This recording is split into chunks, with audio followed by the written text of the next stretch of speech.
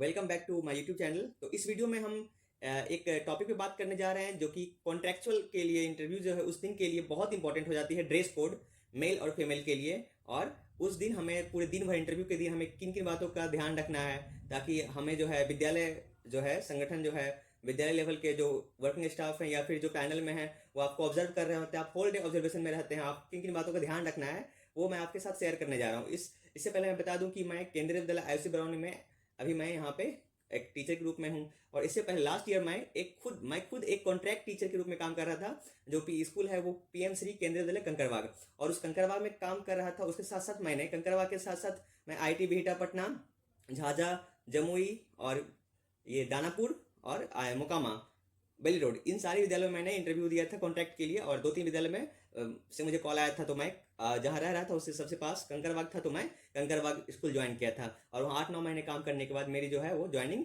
Exam देने, interview देने के बाद मेरी ज्वाइनिंग परमानेंट टीचर के रूप में और पोस्टिंग मुझे यहाँ मिल गई। तो उस सारे इंटरव्यू का जो एक्सपीरियंस मेरे पास है और मैं जो भी टीचर्स के द्वारा जो भी एक्सपीरियंस इकट्ठा किया हूँ उसके आधार पर मैं आपके साथ कुछ बातें शेयर करने जा रहा हूँ। तो सबसे पहले इस क्रम में हम बात करते हैं ड्रेस कोड का।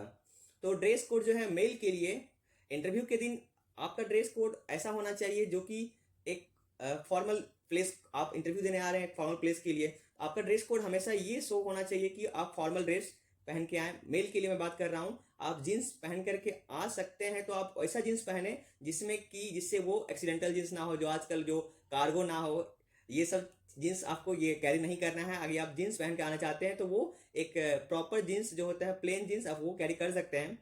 और आपको शूज कैरी करना है तो मैं सबसे अपना सजेशन देना चाहूंगा, तो सबसे बेस्ट जो ड्रेस कोड मेल के लिए हो सकता है वो हो सकता है फॉर्मल शर्ट ले लें और एक फॉर्मल पैंट ले लें, फॉर्मल शूज ले लें, और एक ये ड्रेस कोड सबसे। और मैं बात करूं कि मेल में बाल और दाढ़ी की, तो आपका दाढ़ी और बाल जो है वो ट्रिम होना चाहिए। आप एक अपने ड्रेस कोड, अपने अटायर से आप दिखने चाहिए कि आप इंटरव्यू देने आए हैं और आप एक एज ए टीचर काम करने के लिए तैयार हैं। तो अब मैं आगे बात करूंगा फीमेल के लिए। तो सबसे पहले फीमेल जो, हालांकि आज के युग में सबको पता है कि क्या कैरी करना है क्या नहीं करना है, तो फीमेल के लिए जो है वो फीमेल कैरी कर सकती हैं साड़ी और सूट। आपकी साड़ी और सूट फॉर्मल होने चाहिए, उसमें ज़्यादा तड़क भड़क, ज़्यादा वो वर्क वगैरह नहीं होना चाहिए। मेरा कहने का मतलब है कि वो फॉर्मल दिखना चाहिए अटायर। तो ये हो गई ड्रेस कोड की बात। मेल जो है फॉर्मल कैरी करेंगे और फीमेल सूट या साड़ी कैरी कर सकते हैं, ये ड्रेस कोड की बात होगी। अब मैं बात करता हूँ इंटरव्यू के दिन आपको किन किन बातों का ख्याल रखना चाहिए।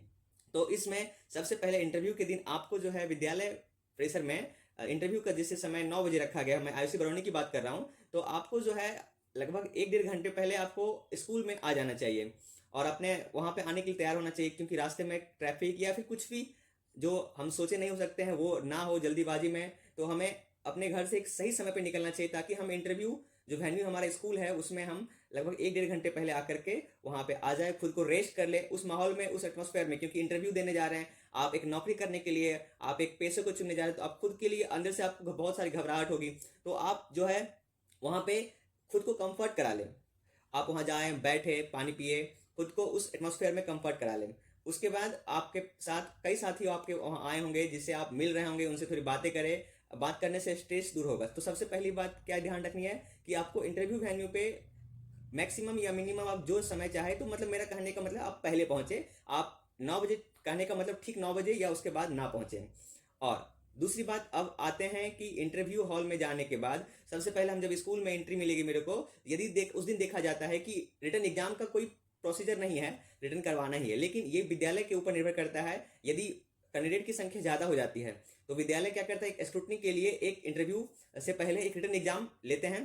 उस रिटर्न एग्जाम में कुछ नंबर ऑफ क्वेश्चंस होते हैं उसके, और जो क्वेश्चंस का पैटर्न क्या होता है, उसमें क्या क्या पूछा जाएगा, इसके ऊपर मैं एक नेक्स्ट वीडियो लाऊंगा, उससे आप पता कर सकते हैं कि उसमें आप क्या क्या तैयारी कर सकते हैं। वो वीडियो मैं आपको कल दे दूंगा। तो वो उस इंटरव्यू से पहले रिटर्न एग्जाम क्वालिफाई करना पड़ता है, उसमें जो है एक लगभग मेरिट लिस्ट के आधार पर उसमें आपको इंटरव्यू का सीरीज बनेगा। जैसे कि मान लेते हैं कि मेरे पास 60 नंबर का रिटर्न एग्जाम हुआ और स्कूल के द्वारा 40 नंबर रखा गया क्वालिफाइंग मार्क्स। जिन भी बच्चों को 40 से ऊपर मार्क्स है वो हो गए कि उनको इंटरव्यू देना है, और जिन बच्चों को 40 से नीचे मार्क्स है वो वापस घर चले जाएंगे, वहीं से वो वापस घर चले जाएंगे। अब जिन बच्चों का 40 से ऊपर मार्क्स है, लेटर सपोज किसी का 51 है, 57 है, जिनका 57 है वो रैंक 1 के लिए तैयार है कि वो रैंक 1, सब रैंक 1 कहने का मतलब ये नहीं कि उनको जॉब मिल गई, रैंक 1 तो उनका सबसे पहला नंबर होगा इंटरव्यू सीरीज में। आप वो सबसे पहले जाएंगे इंटरव्यू पैनल में, वहाँ पैनल होंगी, पैनल में 5 सदस्य 6 सदस्य, वो स्कूल पर निर्भर करता है उसमें पैनल में कौन कौन होते हैं मैं ये बता दूं थोड़ा सा। पैनल में स्कूल के प्रिंसिपल सर होते हैं, प्रिंसिपल मैम हो सकती हैं, हेड मिस्ट्रेस स्कूल के मैम या सर हो सकते हैं, और कुछ प्राइमरी के सीनियर टीचर हो सकते हैं, और जो है वो हमारे आसपास के जो केवी होते हैं वहाँ से कुछ प्रिंसिपल सर या हेड मिस्ट्रेस या फिर कोई सीनियर टीचर हो सकते हैं। तो ये पैनल की बात हो गई। अब जब पैनल से ये इंटरव्यू कराने के बाद आप इंटरव्यू होने के बाद आप घर चले जाएंगे। तो दूसरी बात ये ध्यान रखनी है कि आपका उस रिटर्न एग्जाम हो भी सकता है और नहीं भी हो सकता है, तो इसके लिए आप तैयार रहें इंटरव्यू रिटर्न एग्जाम के लिए। अब दूसरी बात आते हैं, पहले ड्रेस कोड हो गया, सेकंड रिटर्न एग्जाम का हो गया, थर्ड कि आपको जो है नाश्ता करके आना है, क्योंकि कई बार ऐसा देखा जाता है कि स्कूल जो है हमारा कई सारा केवी जो है वो किसी कैंपस के अंदर होता है, वहाँ कैंटीन की सुविधा होती है नहीं होती है, और रिटर्न एग्जाम देने के बाद इंटरव्यू आपका कब कॉल आ जाए ये आपको पता नहीं होता है ना। उस वक्त आपके कोई जान पहचान के होते हैं कि आपको कॉल करके बता दें कि अब मेरी बारी है आपकी बारी है, तो आप अपने साथ कुछ हल्का फल्का कुछ जो खाने योग्य सामान हो वो आप ले आएँ और वो बीच में खा लें। ठीक है, ये तीसरी बात हो गई।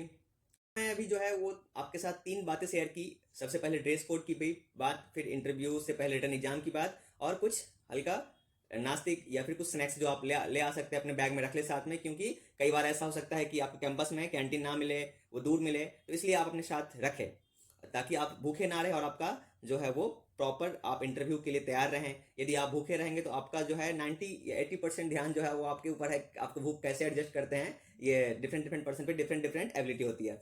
तो इन सारी बातों को आप ध्यान रखेंगे। इसी के साथ मैं आपको इस वीडियो से विदा लेता हूं, और मैं नेक्स्ट पार्ट में इसमें बताऊंगा कि इंटरव्यू के दिन रिटर्न एग्जाम के लिए आपको क्या क्या तैयारी करनी है, क्या क्या क्वेश्चंस पूछे जा सकते हैं इंटरव्यू के दौरान, रिटर्न में क्या क्या क्वेश्चंस हो सकते हैं, उसके सेक्शंस क्या क्या हो सकते हैं, और इंटरव्यू में पैनल के द्वारा क्या क्या पूछा जा सकता है। इन सारी बातों के लिए आप मेरे साथ जुड़े रहें।